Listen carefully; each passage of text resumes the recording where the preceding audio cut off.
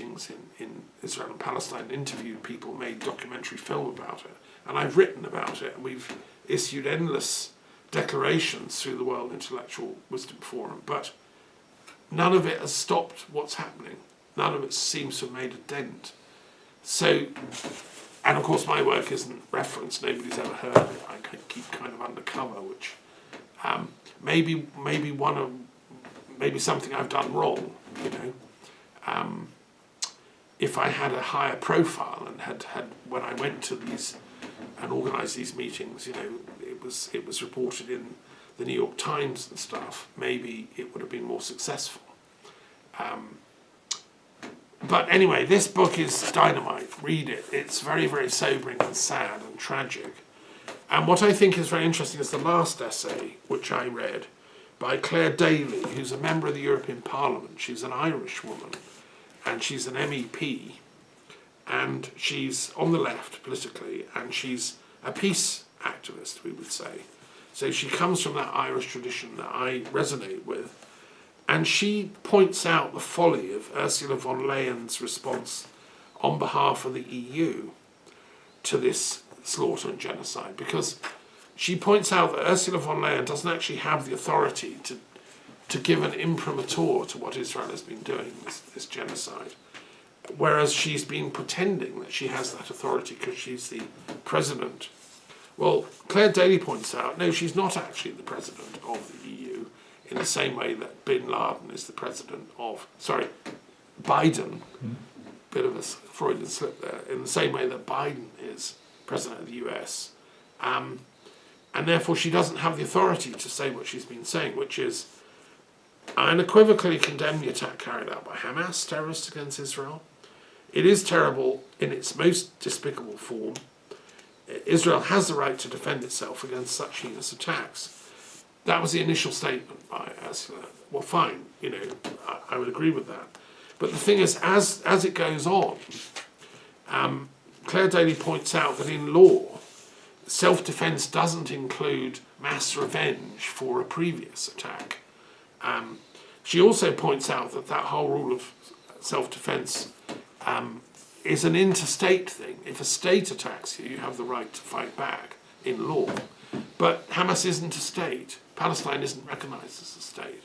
In fact, Hamas is a defence force in a territory that Israel has occupied, and Israel has certain legal duties to protect and look after the people it's occupied, which it's completely and utterly failed to do. So she takes apart in detail the kind of arguments used in the press to support Israel's genocide, and she questions why Ursula von der Leyen has been making these claims and claiming to be someone with authority. In fact, it's the foreign minister of the European Union who should be making statements, and is, but he is making much more. You see, I would like, and I'll just finish here, a European Union that is more neutral in conflicts on its borders. This is why I called in 2008 for a European Union mediation service to be created, and I wrote the protocols, the blueprints. I sent it to the European Union then leaders and the Foreign Office in Britain, and I had a whole bunch of bland rejections. Basically, you know, people pretending they're so clever they don't need this idea because they're already doing stuff.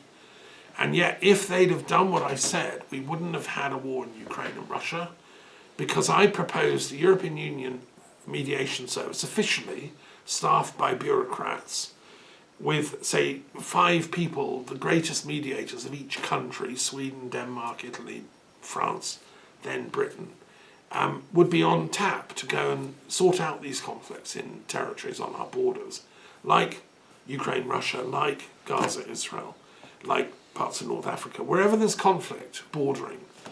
And the argument I put forward in that is, look, this is much cheaper than letting these wars become huge, great battles in which then people die, it destroys the economy of these countries like Lebanon or Syria, and nobody benefits, and then floods of immigrants come into Europe trying to escape and put burdens on the European Union, which can't afford to house everyone.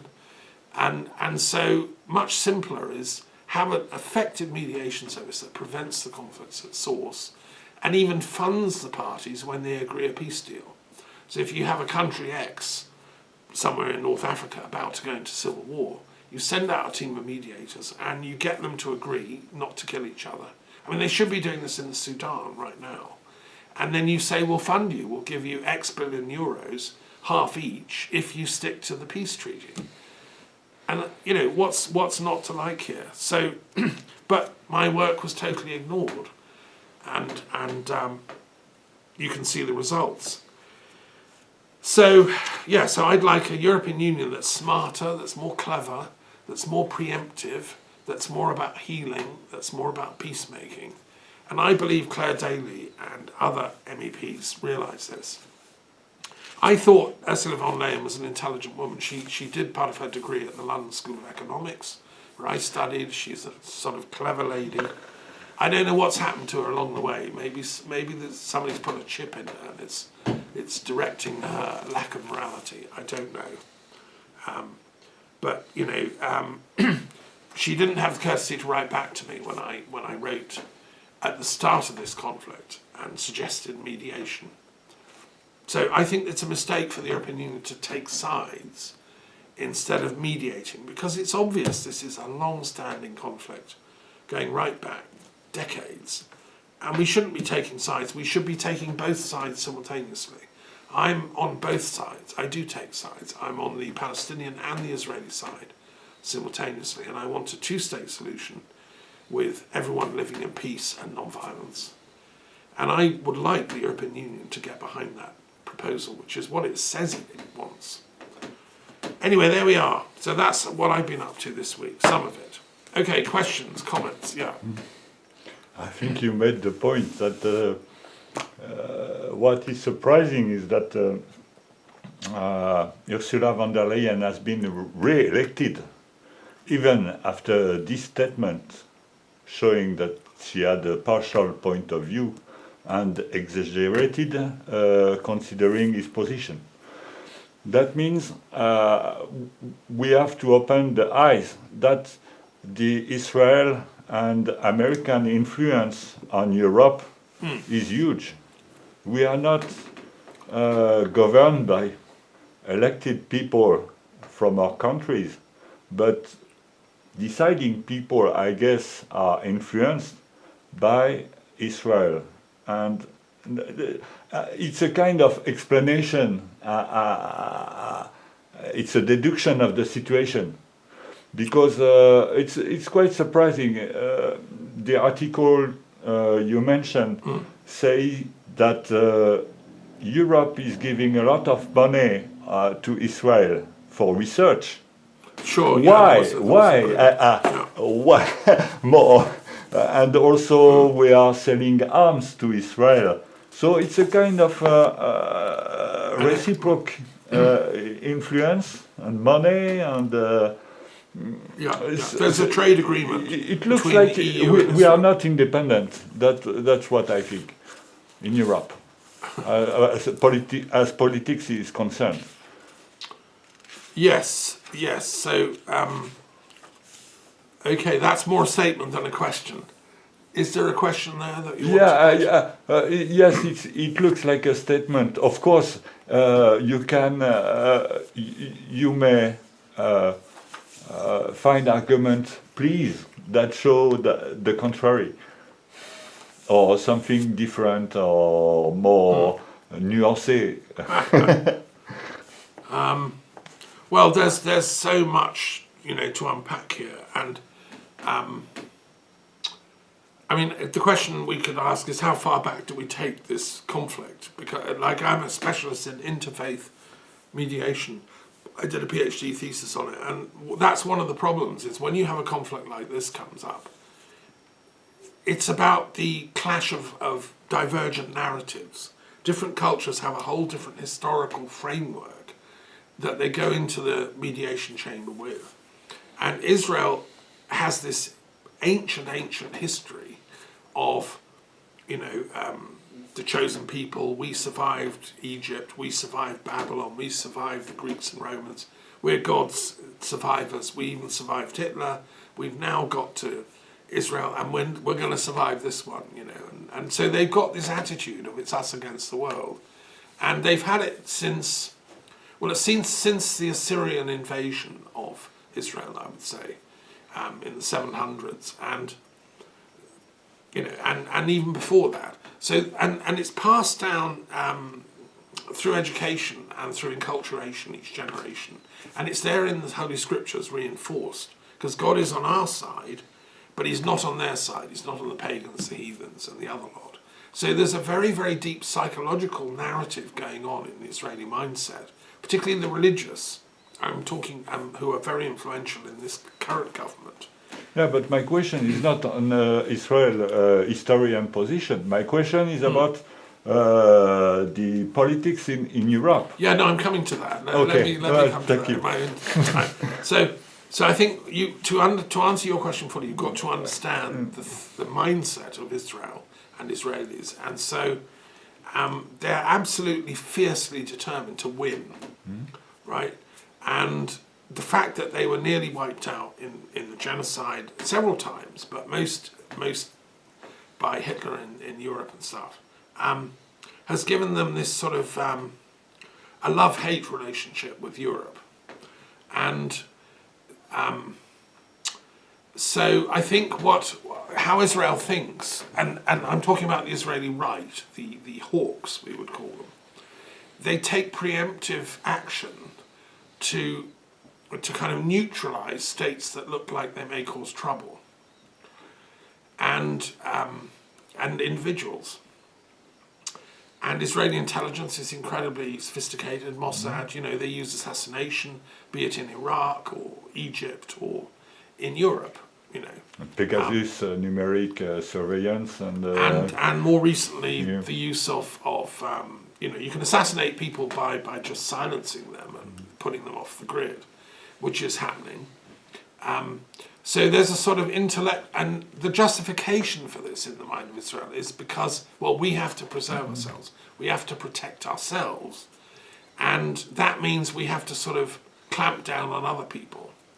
So it's weird. It is a kind of imperial state. It's small in geographical territory, but intellectually, because it's highly sophisticated and the people of Israel are highly educated, they're using all this high-tech stuff to do this. Now, what happens if you spot this? I mean, they were listening to all the phone calls of the EU, including Van Leyen's phone were tapped. So, of course, she can't come out and say and have conversations about this because A, she's German and therefore she's a baddie in their eyes, and B, everything she says will be sort of blown out of proportion, and that'll be the end of her career. She'll be destroyed. We had the same problem in Britain. You see, the Tory party under Boris Johnson was absolutely under the control of the Israeli lobby. The treasurer and most senior officers of the Tory party have been from the Jewish thought world, and since Disraeli's time, in fact, but especially in the Johnson Brexit cabinet. And I think there was a huge collusion by Israel to get Brexit done. We know Russia wanted it, but we also know that the Israeli state around Netanyahu wanted Brexit because they wanted to destroy the European Union by taking Britain out. Okay, now Starmer and the Labour Party, which knows all this, couldn't say this in public because they were then accused of anti-Semitism. And,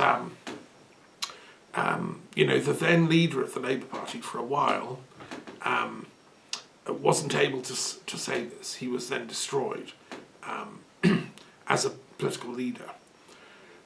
So what happens? How does one discuss this rationally? There's another very important book by the same publisher about Jeremy Corbyn, the former leader of the Labour Party, who was more equal in his treatment of Israel and Palestine, who was saying, "I want a Palestinian state," and he would have done differently if he was still leader. But yes, there's a book that explores how he was destroyed by the Israeli intelligence lobby inside the British media. and it explains chapter and verse how it was done. So, this is what we're dealing with here. These are facts. It looks like the slope is quite recent, maybe 5 or 10 years. 10 years ago, even the last article mentioned that the position of European Union was more fair during the lead operation of hard lead. I don't remember the name of the Israeli attack on Gaza. Gaza. Yes, at that time, yeah. a few years ago, that was a fair treatment by Europe. But nowadays, it's very strange that it's not. It doesn't look to be fair anymore. It's partial. It becomes clearly partial. Well, it certainly. I think it might appear like that. I think what we there's so many different factors here. One is the increasing digitization of knowledge. So, in the old days, people could have conversations and discuss their view on these matters in private, so to speak. But now, I publicise my talks in public because, I have nothing to hide as a philosopher. I'm an intellectual that wants to discuss these things freely. And I'll always try and look at it from all sides. And if I'm wrong, I'll admit it. I'm a scientist. But I do, and I think that the problem with the digitization of knowledge is it's all become very short term. People that use Twitter and X and LinkedIn and Facebook, we've stopped being able to think in joined up terms. We've stopped looking at the big term picture. You see, I was trained as a historian in the old school. We looked at actual archives, documents. We learned to study hundreds of years of history. I would look at this conflict here that's going on in terms of hundreds of years of history. And that's what makes me a peace thinker. I run Historians for Peace because I've studied Toynbee. I know about the history of the Middle East. I know the Muslims are not evil people. I have many Muslim friends. I have written a commentary on the Quran. We can work with them. And I know this was the position of the greater thinkers in Europe during the Middle Ages. Some of the lesser thinkers wanted to have crusades and kill them all, which of course they failed. Others realised that these Muslims are incredibly sophisticated. Intellectually, they were probably higher than the Christians of Europe at the time. And instead we asked to learn from them. One of my heroes is Peter Abelard, the philosopher at Paris University. He was in love with the Islamic intellectual tradition. Raymond Lull is another. He was not too arrogant to realise that Islam has tremendous riches. And the same with Alfonso IX, the King of Castile and Spain, who set up a translation school in Toledo and wanted to sit at the feet of the Muslims. I would encourage this interfaith conviviality, which is why I've been involved in interfaith work, at the highest possible level. I'd like the European Union to send teams of scholars, historians, intellectuals, to discuss the history of Palestine, Israel with their experts. Instead of sitting back and letting Israel commit égocide, they've killed 100 professors in Gaza. They've destroyed libraries, universities, bookshops, deliberately to wipe out all this history. Now this to me is a crime against our right to wisdom.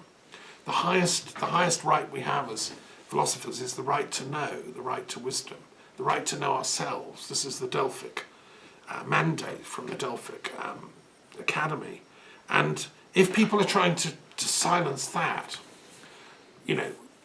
we need instruments to step in and stop it. I would personally have thought the UN Secretary General should have been more active and send in a peacekeeping force ages ago. Turkey would support that. Canadian, Turkish troops could go into Gaza now and prevent this slaughter going on. But it's just, the whole situation is tragic. And I think the short-termism is encouraged by the digital media, that you can't even remember what was posted on Facebook last week, let alone yesterday. And so that's all you think about. What's going on now?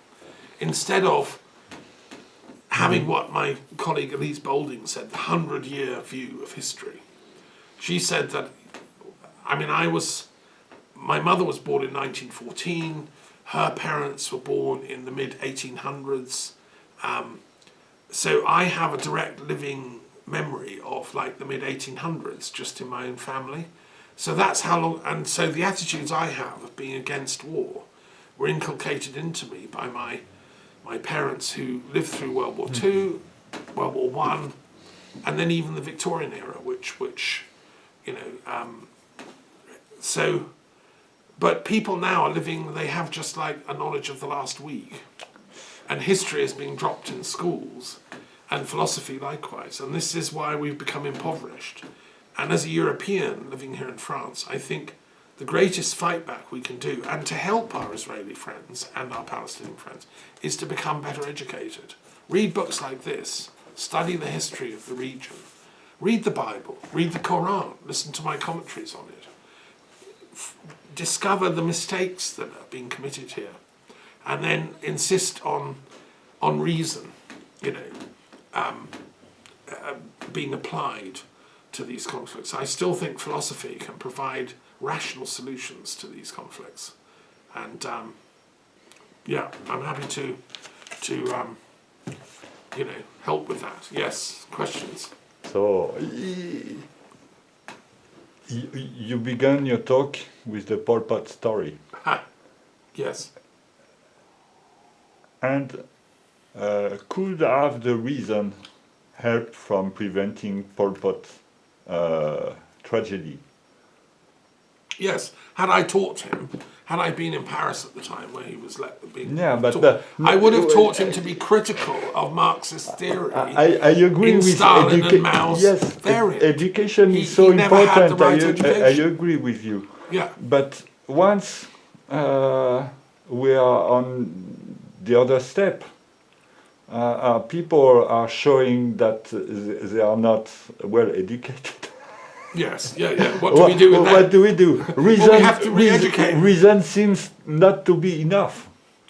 No, it is enough if it's applied properly, because the trouble is the philosophy departments where people like Pol Pot are studying, they become like a clique of a sort of cult. You know, the Marxist cult in French intellectual life is very deep and profound, and it's not often that a really critical thinker like Camus can step outside it and look at it and say, you know, this Marxist stuff, I'm not completely convinced. And I mean, if you deconstruct the idea of Marxism, as I've done in my studies, you can find out where Marx himself made mistakes as an intellectual. I think our duty, and I'm a follower of Sir Isaiah Berlin, the intellectual historian from Britain, who was Jewish, I think we have to retrace the steps of these great thinkers and see where they went wrong, so we can go right. It's like a maze. The life of the mind is like an endless maze, and A maze? I'm sorry, a maze.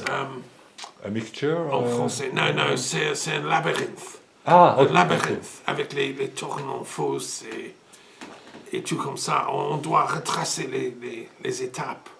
Where you've gone wrong in the past, you have to go back to then go right. So I think as intellectuals, that's what we should be doing with things like Marxism. We can't just pretend it never happened. But if you study Leszek Kolakowski, the great Polish intellectual historian of Marxism, you know, there were many, many brilliant ideas among the early Marxists. But unfortunately, it was the thugs' interpretation that got into power. And I mean, one of the greatest early Marxists was called Karl Kautsky. He was a German, Austrian social democrat Marxist. He personally knew Engels. He went to London and studied with Engels. He was really deep into the study of what they wanted. And when Lenin started shooting intellectuals and killing everyone, he wrote to Lenin and said, "You're crazy. That's not Marxism. That's something else, you know." And Lenin wasn't a proper Marxist in the theory sense, Kautsky said. He was just a Russian fanatic terrorist who'd seized power and was then getting revenge against Tsarism. And that he was in a a tradition of Russian terrorists who'd been planning this for ages, but that wasn't Marxism, said Kautsky. So I think if we accept that, and Lenin hated Kautsky, he wrote polemics against him because you couldn't tell the truth to Lenin. You know, at least he wasn't shot. He survived, dear old Kautsky. But I think what I've tried to do, and this is I'm doing in my commentary on Das Kapital, I'm trying to explain the brilliance of some of the ideas, but then the mistakes he also made. And the key mistake is this lack of ethics, this iron determinism of history. And that's why the Pol Pot people think, well, I'm on the side of history. I'm progressive. And this is the tragedy. So I think the answer is more education and more reason of the highest possible quality. Yeah. And there is a famous book about a Polish guy, I don't remember his name, who made a branch of science called ponerology, which is how states or people behave very badly. It's all the totalitarian temptation comes and become effective. Ponerology in French. Okay. I have come across this, but I can't remember the name of the guy. And I think it's a very important. Some French intellectual, after the COVID-19 story, they said we must be very careful because we see totalitarian behavior rising. I don't give details, but you know what I mean. Sure. So this has been studied because, of course, in history we have so many examples. Yeah, the right to dissent, the right to not go with the crowd. Yeah. I think Isaiah Berlin, one of his books was called Against the Current. He was interested in intellectuals who'd not gone with the current, as am I, you know. And that's why I'm a liberal Democrat. I don't want to go with the right or the left. Yes. The extreme left or the extreme right are my worst nightmares. I want to stand for intelligence, which was the fourth element of the French Revolution that La Ponnerie said should be included: liberty, equality, fraternity, and intelligence. You see, if a revolution is run by ignorant people, you get Stalinism or Pol Potism. And I'm not saying Pol Pot wasn't clever, although he wasn't very clever. I'm in this lecture, you know, people that taught him said, well, he was all right, but he wasn't an outstanding student. He was like a B- kind of guy. When they get into power, that's a problem, because you can't challenge them and say, hey, that's not very clever, because you get shot, you know, because the omnipotence of the leader syndrome clicks in, and people in power don't like to be told they're wrong. And I think one of the things about the liberal approach to society and politics and philosophy is that is a certain caution. I may be right, I may be wrong. The right to doubt that Descartes told us is so important, you know, and including to doubt oneself.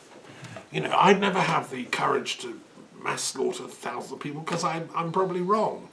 It wouldn't occur to me to do that. But so I don't know how those kind of people, and I think it's just ignorance. It's what I call moral ignorance.